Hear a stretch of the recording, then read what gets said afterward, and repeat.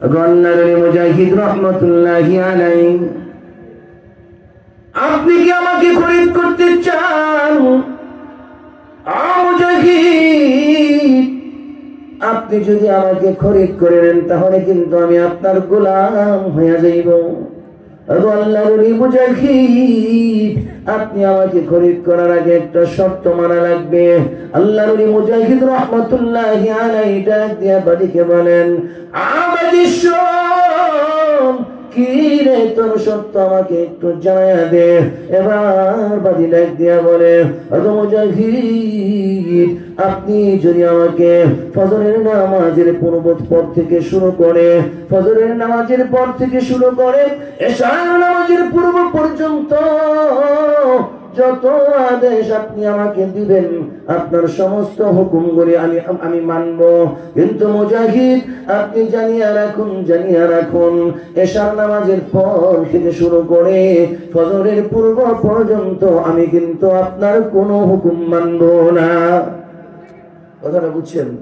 বলতেছে আপনি আমাকে কিনে নেবেন ঠিক, আমি আপনার গোলাম হয়ে যাব, কিন্তু শর্ত হলো এশার নামাজের, ফজরের নামাজের পর থেকে শুরু করে এশার নামাজের পূর্ব পর্যন্ত আপনি যা বলবেন তাই আমি শুনবো।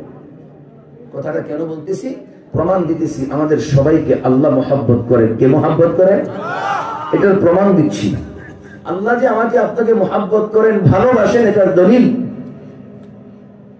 যখন বলতেছেন মুজাহিদ রহমতুল্লাহি আলাইহি যে শর্ত হলো এটা এশার নামাজের, ফজরের নামাজের পর থেকে শুরু করে এশার নামাজের পূর্ব পর্যন্ত আপনি যা বলবেন আমি তা মানব, কিন্তু এশার নামাজের পর থেকে শুরু করে ফজর পর্যন্ত এই সময়টা আমার লাগবে, আমি কিন্তু আপনার হুকুম মানব না।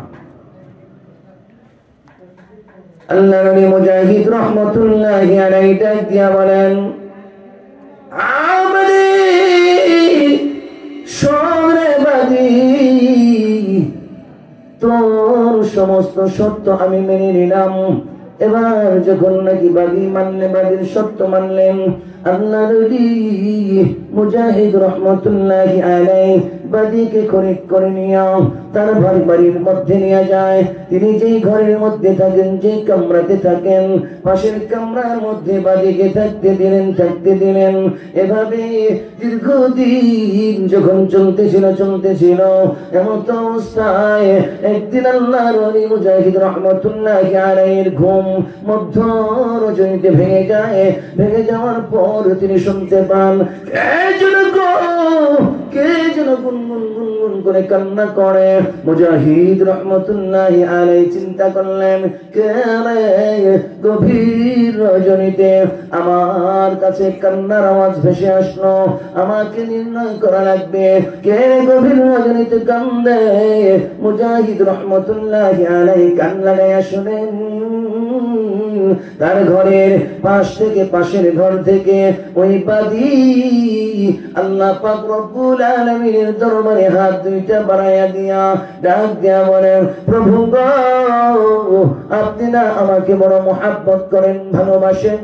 ও প্রভু, ভালোবাসার দোহাই লাগে গো, আপনি আমার তামাম জীবনের গুনাহগুলি মাফ করে দেন। বলতেছে, আল্লাহ আপনি না আমাকে বড় মহব্বত করেন, বড় ভালোবাসেন। নামাজের মধ্যে বসে, যায় নামাজের মধ্যে বসে মধ্য রজনীতে অর্ধরাত্রিতে বসে তিনি দোয়া করতেছিলেন। আচ্ছা, তিনি বলতেছিলেন, আল্লাহ আপনি আমাকে মহব্বত করেন, ভালোবাসেন, আপনার মহব্বতের ভালোবাসার কসম দোহাই লাগে আপনি আমার তামাম জীবনের গুনাহগুলি মাফ করে দেন। বুঝে থাকলে বলুন তো শুনি, এই বাদী কি খারাপ কিছু বলছে? খারাপ কথা বলছে?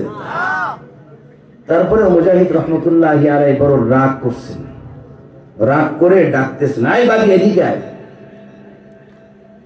বাদী ডাক শুনে যখন আসছে, আসার পরে বলতেছে, তুই এই কথাটা কিভাবে বললি যে আল্লাহ তোকে মহব্বত করেন, ভালোবাসেন, অথচ তামাম পৃথিবীর সমস্ত আল্লাহর গোলামেরা আল্লাহর ভালোবাসা পাওয়ার মুহতাজ, তুই কেমনি কথাটা বললি?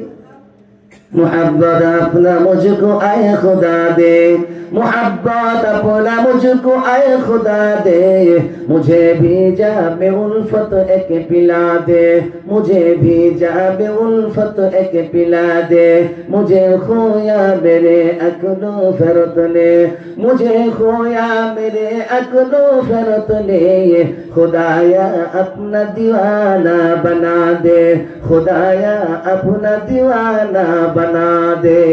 अल्लाहु अकबर को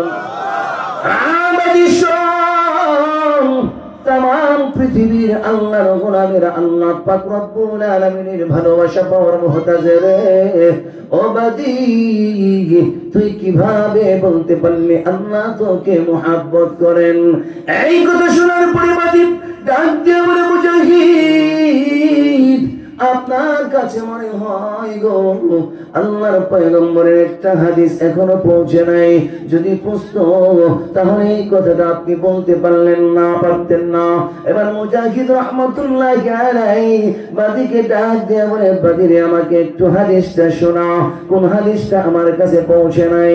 এবার বাদী ডাক দিয়ে বলে ও মুজাহিদ আল্লাহর পয়গম্বর বলেন قال رسول الله صلى الله عليه وسلم إن الله إذا أراد بعبد خيرا استعمله فقيل كيف يستعمله يا رسول الله قال يوفقه لعمل صالح قبل الموت الله أكبر مجاهد আল্লাহর পয়গম্বর বিশ্ব নবী রাহমাতুল লিল আলামিন বলেন দুনিয়ার জমিনের মধ্যে যদি কাউকে আল্লাহ পাক রব্বুল আলামিন মুহাব্বত করেন আর যদি কাউকে ভালোবাসেন তাহলে ওই ব্যক্তিকে কাজে লাগান। কি লাগান? কাজে লাগান। প্রশ্ন করা হলো ইয়া রাসূলুল্লাহ ইয়া হাবিবাল্লাহ কাজে লাগানোর অর্থ কি? এটা দ্বারা আপনি কি বুঝান? আল্লাহর পয়গম্বর ডাক দিয়া বলেন কাজে লাগানোর অর্থ হলো এইটা, আল্লাহ তাআলা যাকে মুহাব্বত করেন যাকে ভালোবাসেন রে ওই আল্লাহ পাক রব্বুল আলামিন ওই ব্যক্তিকে তার মরণের পূর্বে বেশি বেশি নেক আমল করার সুযোগ করে দেয়।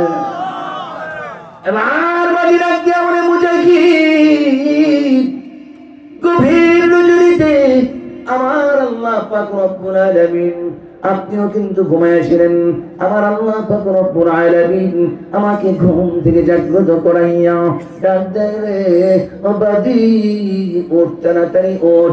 আমাকে ঘুম থেকে জাগ্রত করাইলেন, শুধু তাই নয় আমাকে এমন একটা সুযোগ করে দিলেন আমি ওযু বানাইলাম, শুধু তাই নয় মুজাহিদ আমি একটা জায়নামাজ বিছাইয়া দিয়া আল্লাহ পাক রব্বুল আলামিনের কুদরতি কদমে সিজদা লাগাইয়া দিলাম। আমার আল্লাহ পাক রব্বুল আলামিন গভীর রজনীতে আমার মতো একটা কালো কুৎসিত বাদীকে যদি ঘুম থেকে জাগ্রত করাইয়া এই নেক কাজ করার জন্য সুযোগ করে দেয় ও মুজাহিদ, তাহলে আমি পয়গম্বরের এই হাদিসকে সামনে রেখে কি এই কথা বলতে পারি না আমার আল্লাহ আমাকে মুহাব্বত করেন? বলতেছেন যদি গভীর রজনীতে আপনিও তো ঘুমাইছিলেন, আমার মতো একটা কালো কুৎসিত বাদীকে ঘুম থেকে জাগ্রত করাইয়া আল্লাহ তাআলা এমন সুযোগ করে দিলেন আমি ওযু বানাইলাম, জায়নামাজে বসিয়া সেখানে আল্লাহর তাসবিহ করতেছি, আল্লাহর কুদরতি কদমে সিজদা করিতেছি।